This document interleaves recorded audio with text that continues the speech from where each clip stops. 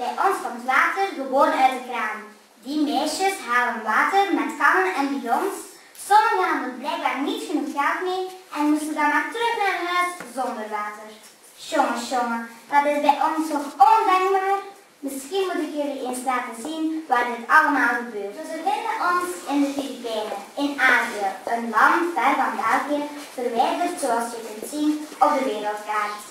Eigenlijk bestaan de Filipijnen uit een heleboel kleine eilanden. De hoofdstad is Manila. Daar wonen meer mensen dan bij ons in België. Hier zie je de vlag. Ik vind ze wel mooi. De watervoorziening in de Filipijnen is door de regering verkocht aan een Japanse multinational, Mitsubishi, die ook auto's in België verkoopt. Andere multinationals zijn Coca-Cola, Chiquita, H&M. De mensen in Manila waren in het begin wel blij. Maar ondertussen is het kraantjeswater 4 keer duurder geworden. De waterleidingen worden niet onderhouden en zijn in zo'n slechte staat dat de mensen er ziek van worden. Ik begrijp het niet helemaal. Water is even noodzakelijk als lucht. Want zonder water kan niemand overleven. Lucht is gratis en water niet. Het leven voor mijn vrienden in de Filipijnen is niet zo gemakkelijk als hier. Willen jullie mijn vrienden eens zien?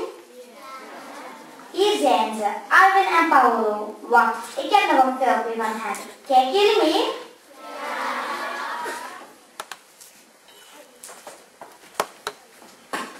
Nou, nu hebben jullie al een voorstelling gezien van de Filipijnen. En hebben jullie ook al kennis gemaakt met Alvin en Paolo.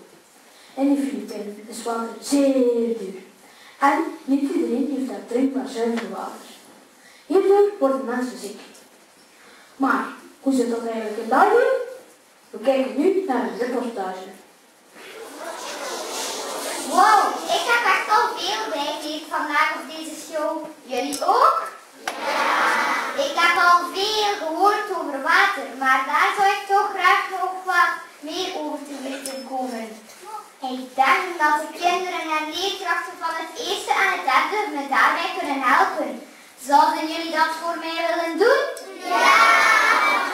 Dankjewel.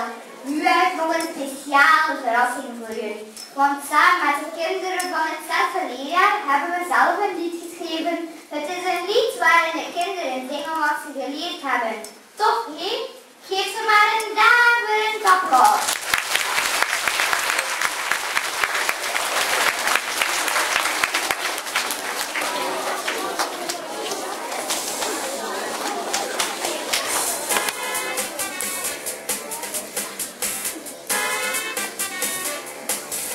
In Manila, in de Filipijnen, dat ligt in het zuiden van Azië.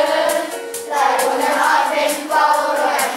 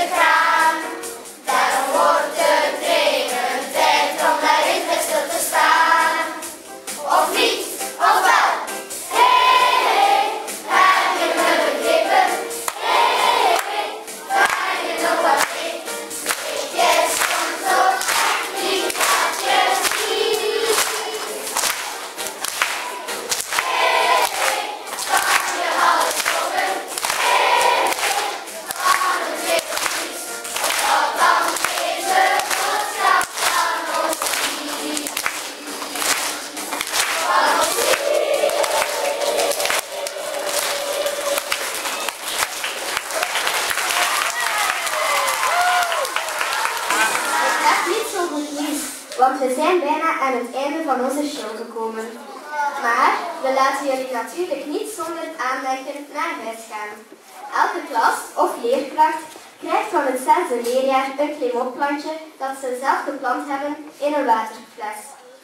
Net zoals de mensen kunnen planten niet zonder water en jullie moeten er dus goed voor zorgen. Maar niet vergeten, wees zorgzaam met het water. Aan de fles hangt ook nog een gedichtje dat de kinderen zelf schreven. Maar voordat we straks terug naar de klas gaan, nodig ik jullie uit om samen met het 6e te dansen op het lied van de ska-fanfare. Maar eerst geef ik het woord aan de directeur. Bedankt voor het luisteren en tot de volgende keer.